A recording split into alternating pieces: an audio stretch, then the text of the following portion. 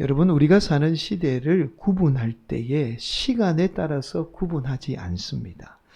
우리나라의 경우는요, 시대를 구분할 때에 나라에 따라서 구분을 하죠.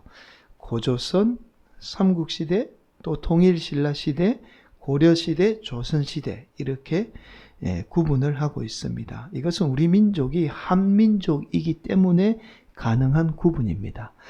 반면에 서양은 시대를 구분할 때 이러한 나라의 개념으로 구분하지 않습니다. 서양은 고대, 중세, 그리고 르네상스, 바로크, 고전, 낭만, 근대, 현대 순으로 구분을 하고 있습니다.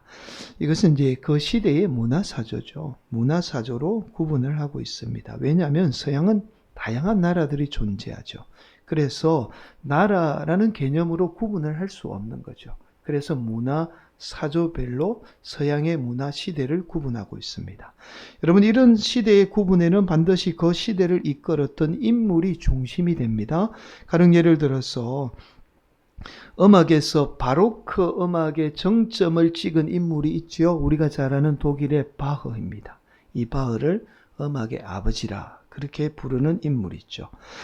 이 바흐가 바로크 음악의 정점을 찍은 인물입니다. 그래서 이 바흐가 죽은 해인 1750년을 바로크 시대가 끝난 시점으로 그렇게 보죠.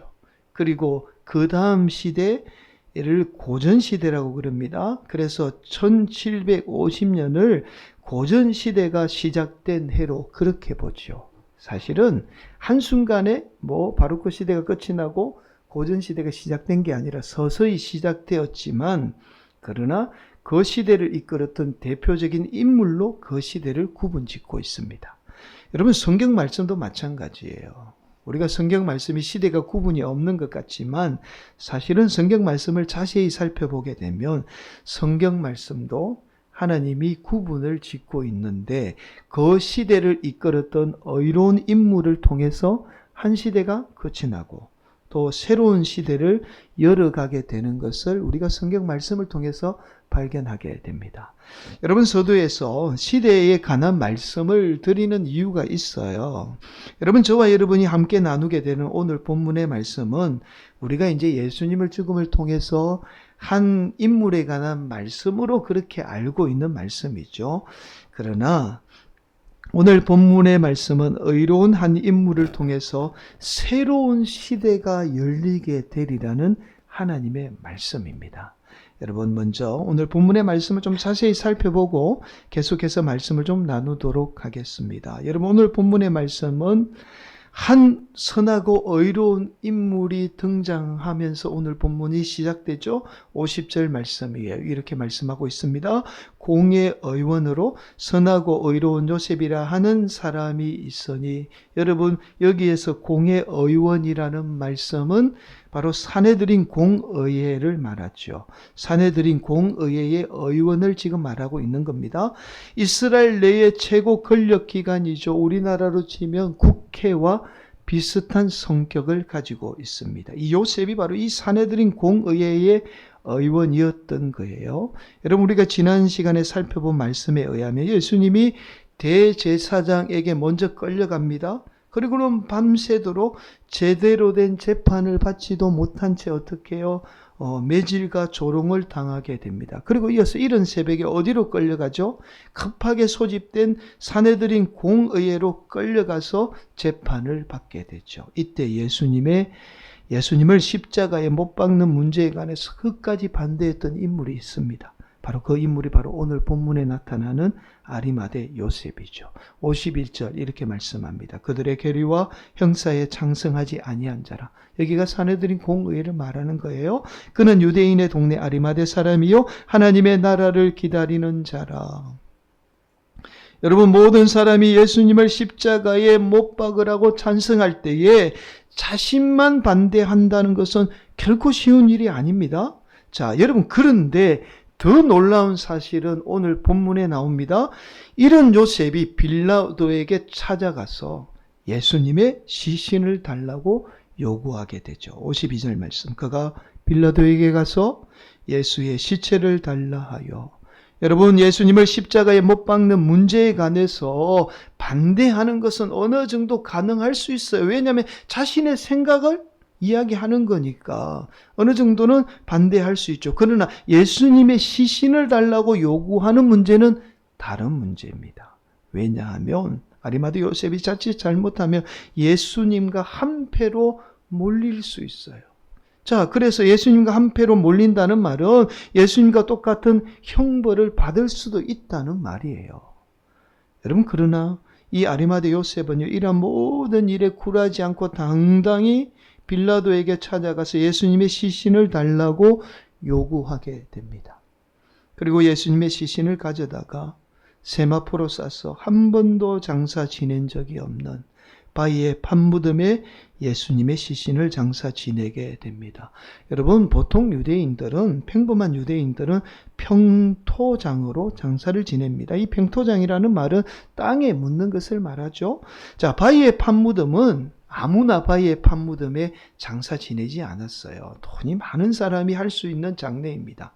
보통 돈이 많은 사람은요, 바위를 파서 무덤을 만들고 거기에 시신을 안장하게 됩니다. 이러한 장례는 동물로부터 자신의 시신을 보호하기 위해서, 그렇게 보존하기 위해서 바위에 파서 시신을 이렇게 보관하게 되는 겁니다. 여러분, 이스라엘 백성은 부활 사상이 있었어요.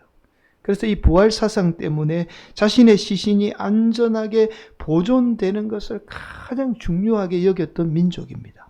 여러분, 그래서 부자였던 아리마대 요셉은 자신을 위해서 준비해 두었던 바위의 판무덤에 예수님의 시신을 모시게 되었던 거죠. 여러분, 그렇게 예수님의 시신은 아리마대 요셉이 준비한 무덤에 그렇게 부활 전까지 안치가 되게 됩니다. 여러분, 이제 여태껏 대부분의 성도가 오늘 본문 말씀을 이렇게 알고 있지요. 당시 선하고 의로운 요셉을 통해서 예수님의 시신이 장사되었듯이 저와 여러분들 또한 선하고 의로운 사람이 되어서 하나님 나라를 위해서 일하는 일꾼이 되어야 한다. 그렇죠? 아니면 아리마대 요셉이 공의원이면서 당시 사회의 통념을 깨고 당당히 세상과 맞서서 예수님의 시신을 달라고 요구했듯이 저와 여러분 또한 세상에 맞서서 당당히 정의를 실현해야 한다. 라는 말씀, 또 어떠한 불의에 맞서서 싸울 수 있는 인생이 되어야 한다라는 그 말씀으로 알고 있습니다. 그래서 오늘 본문의 말씀이 한 개인이죠. 아리마대 요셉에게만 초점이 맞추어져 있는 말씀으로 우리가 그렇게 알고 여지껏 알고 있는 말씀이죠. 여러분, 그러나 이러한 해석은 굳이 틀렸다고 말씀할 수는 없습니다만 이것은 오늘 본문에 나타난 단편적인 모습만 보고 해석하는 거예요.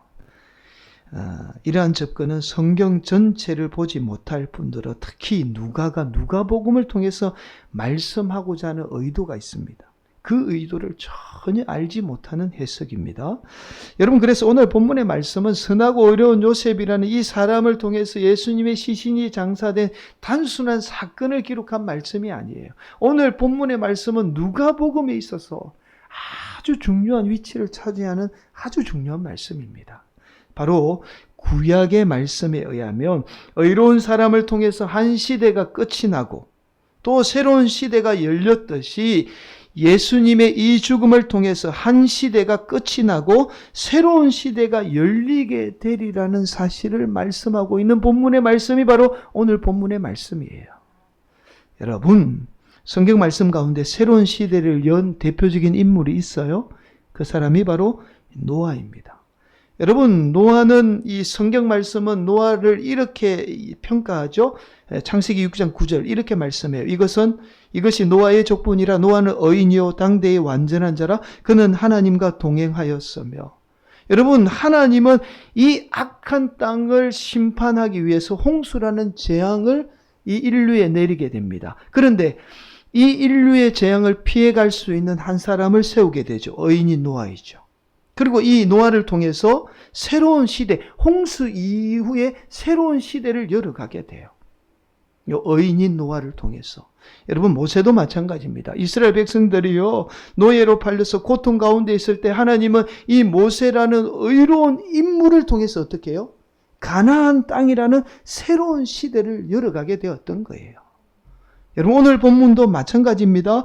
성경에서 의롭다는 단어는 단순한 단어가 아니에요. 성경에서 이 의롭다는 말은 한 시대를 열었던 사람에게 사용되었던 단어가 의롭다는 단어입니다. 그래서 오늘 본문의 말씀은 선하고 의로운 요셉을 통해서 성부 하나님, 성자 예수님의 시대가 끝이 나고, 자, 이제부터 성령님의 시대가 도래했음을 말씀하고 있는 본문의 말씀이죠. 그래서 51절, 52절은 이렇게 말씀하고 있습니다. 함께 한 번 더 봉독합니다.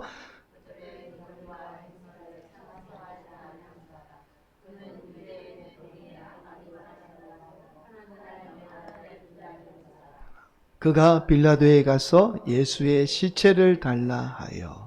여러분, 여기에서 하나님의 나라를 기다린다는 말은 예수님의 죽음으로 인해서 모든 것이 끝이 나는 것이 아니라 오히려 예수님의 죽음으로 인해서 새롭게 역사할 새로운 하나님의 나라인 성령님의 시대가 열리게 되리라는 사실을 말씀하고 있는 거예요. 여러분, 그래서 누가복음은 사도행전의 전편입니다. 여러분, 누가가 데오빌로 각하에게 먼저 편지한 편지가 누가복음이고 이후에 편지한 편지가 사도행전이에요. 누가복음이나 사도행전을 기록한 누가는 단순히 누가복음이나 사도행전을 기록한 것이 아니라 성령님의 강건적인 역사의 그 시대가 어떻게 펼쳐지게 되었는지를 누가복음에서 이야기했다라면, 사도행전에 와서는 성령님을 통한, 예수님을 통한 그 성령님의 역사가 어떻게 역사하게 되었는지를 이 사도행전에서 이야기를 하고 있는 겁니다. 그 누가복음과 사도행전을 연결하는 본문이 오늘 본문의 말씀이에요. 그래서 우리가 너무나 잘 알고 있듯이 사도행전의 처음에 무슨 말씀이 나오죠? 마가다락방에 임한 성령님의 역사를 기록하고 있는 거예요. 여러분, 결국 오늘의 본문의 말씀은 선하고 의로운 요셉을 통해서 새로운 시대인 성령님의 강건적인 역사가 임하는 새로운 시대가 우리에게 도래했음을 말씀하고 있는 본문의 말씀입니다. 여러분, 이러한 새로운 시대는요, 누구도 거부할 수 없는 성령님의 강건적인 역사가 임하는 시대예요. 이 사실을 알 수 있는 말씀이 초대교회에 일어난 아나니아와 삽비라 부부의 사건입니다. 여러분, 우리는 늘 이런 의문을 갖고 있지요. 아나니아와 삽비라 부부가 단순히 거짓말한 것 때문에 죽은 사건을 두고 왜 이 부부가 거짓말 하나 때문에 죽었을까라고 그렇게 의문을 가지고 있어요. 여러분, 이 부부처럼 거짓말해서 죽었다면 우리는 아마 몇 번 이상 죽었을 겁니다. 왜 하나님이 거짓말 하나 때문에 이 부부를 죽였을까? 바로 이 아나니아와 삽비라 부부가 단순히 거짓말 때문에 죽은 것이 아니라 우리 안에 임한 성령님의 강건적인 역사를 거부했기 때문이에요. 거짓으로 인해서 그 성령님의 역사를 거부했기 때문에 이 부부가 그 성령님의 역사 앞에서 죽을 수밖에 없었던 거죠. 그래서 그 성령님의 강건적인 역사를 그 누구도 막을 수 없고 그 누구도 막아서는 안 된다는 사실을 이 아나니아와 삽비라 부부의 사건을 통해서 이야기하고 있는 겁니다. 그만큼 예수님 이후에 임할 성령님의 시대는 그 누구도 막을 수 없고 그 누구도 막아서는 안 된다는 사실을 오늘 본문을 통해서 우리에게 말씀하고 있는 거예요. 사랑하는 성도 여러분, 놀랍고 은혜로운 사실은 이 성령님의 강건적인 역사가 여전히 우리 가운데 임하고 있다는 사실이죠. 저와 여러분의 인생이 예수님을 믿음으로 단순히 구원받은 게 아닙니다. 구원을 넘어선 하나님의 놀라운 역사가 있어요. 그 역사는 바로 우리가 예수님을 믿음으로 성령님의 강건적인 역사가 우리 안에 여전히 역사하고 있다는 사실입니다. 그래서 그 성령님의 시대에 저와 여러분이 살고 있는 거예요. 저와 여러분은 성경에 나타난 이전의 성부 하나님의 역사에 대해서 우리가 대단하게 생각하잖아요. 구약에 나타난 성부 하나님의 역사가 얼마나 놀랍습니까? 또한 신약 성경에 나타난 성자 예수님이 역사했던 신약 시대 또한 얼마나 대단합니까? 그러나 저와 여러분이 사는 성령님의 시대는 이전의 성부 하나님, 성자 예수님보다 더 강건적인 역사가 임하는 시대에 저와 여러분이 오늘날 살고 있어요. 그 성령님의 역사가 지금 저와 여러분 안에 임하고 있습니다. 그래서 성령님을 다른 말로 두나미스라고 이야기해요. 이 두나미스가 어떤 말의 어원이냐면 우리가 잘 아는 다이너마이트의 어원이에요. 성령님은 이전의 시대보다 오늘을 사는 우리에게 엄청난 폭발적인 힘을 통해서 역사하는 분이라는 거예요. 그래서 성령님의 시대를 사는 우리는 이전 시대보다 훨씬 더 하나님의 강건적인 역사의 시대에 우리가 살고 있는 겁니다. 사랑하는 성도 여러분, 그래서 지금 저와 여러분은 성령님으로 인해서 엄청난 시대에 살고 있어요. 사랑하는 성도 여러분, 우리가 예수님을 믿으면서 가장 잘못된 생각이 바로 예수님을 믿어도 사람은 절대로 변하지 않는다는 생각입니다. 여러분, 저와 여러분이 정말 이 성령님의 강건적인 역사를 경험하지 못하기 때문에 저와 여러분의 삶에 변화가 일어나지 않는 거예요. 우리 안에 임한 성령님의 강건적인 역사는 어떠한 인생도 변화시킬 수 있어요. 살인자도 변화되어 복음 전하는 자가 됩니다. 도둑이 변화되어 목사가 돼요.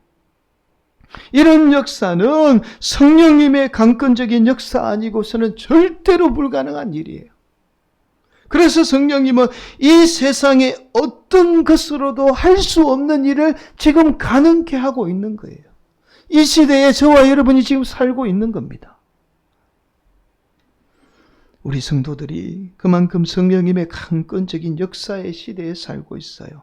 이 말은 반대로 생각해 보면 그만큼 성령님의 강건적인 역사를 방해하는 반대 세력 또한 만만치 않는 시대에 우리가 살고 있다는 말입니다. 여러분, 오늘날 저와 여러분이 사는 시대는 과거에 비해서 훨씬 더 많은 영적인 싸움에 놓여 있어요.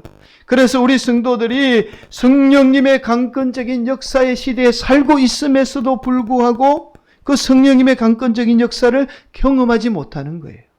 그 대표적인 것이 바로 우리의 이성과 지식입니다. 오늘 대부분의 성도들이 철저하게 이성에 사로잡혀 살고 있어요.